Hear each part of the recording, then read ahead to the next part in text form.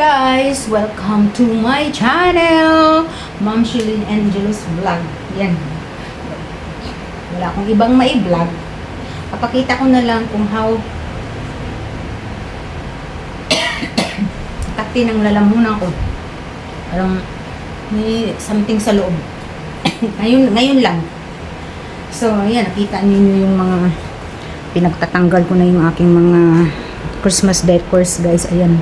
Nasa table. Ayos ko na to, itatago ko na to. Ayan. Dami, oh.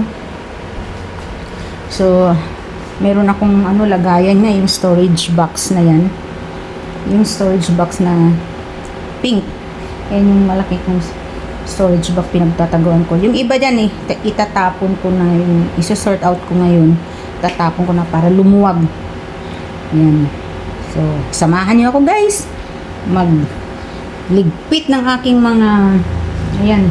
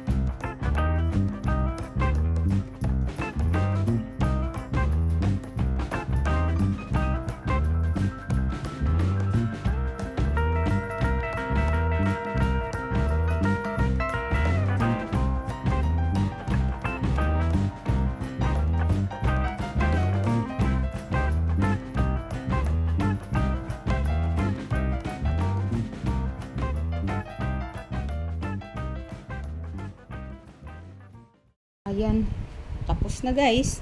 Kasya. Nagpatong-patong ko lang. Yung ito ang pinanlagay ko sa ibabaw para hindi ma-deform. Yung mga nasa ano na, mga ano lang naman yun, mga foam, ganyan. Tapos ito, si Santa Claus nasa ibabaw lang. Hindi siya ma-deform kasi nasa ibabaw. At saka itong ano, pang center table. Ayan.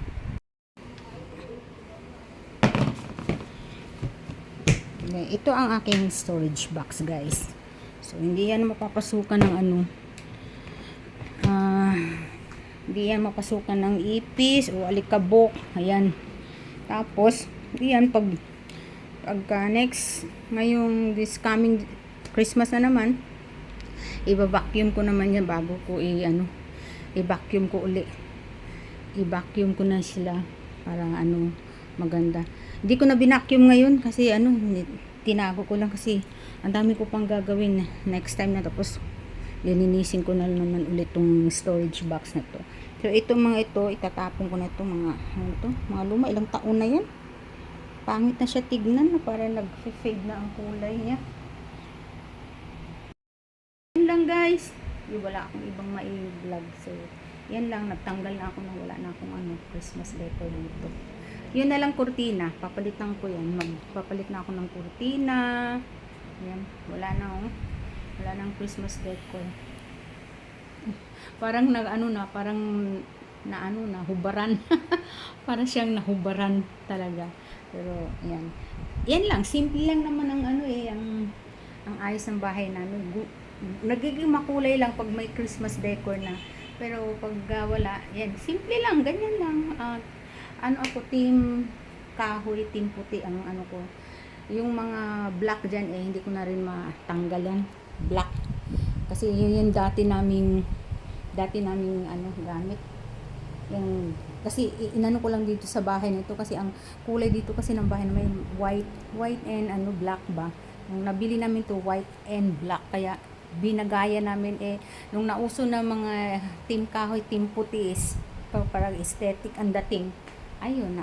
So dito team black. Tapos dito team kahoy, team puti. Yan.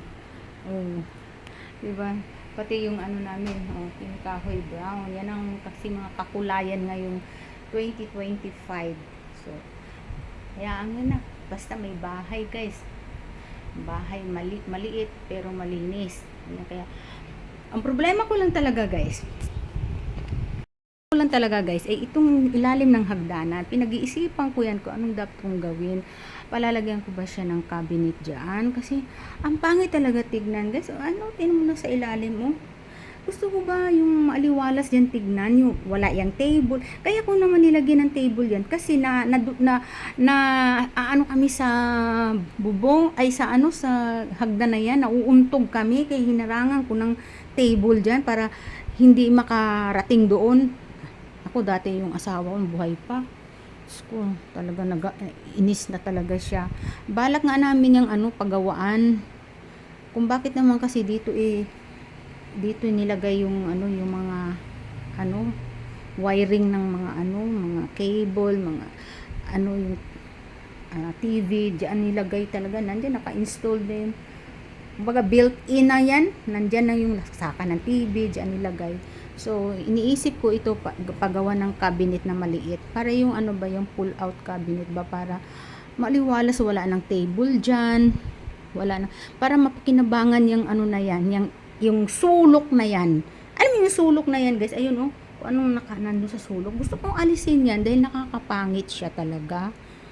Parang parang salansa, parang bodega. Hindi ko maintindihan. So, hanggang dito na lang ulit. Thank you so much for watching. God bless.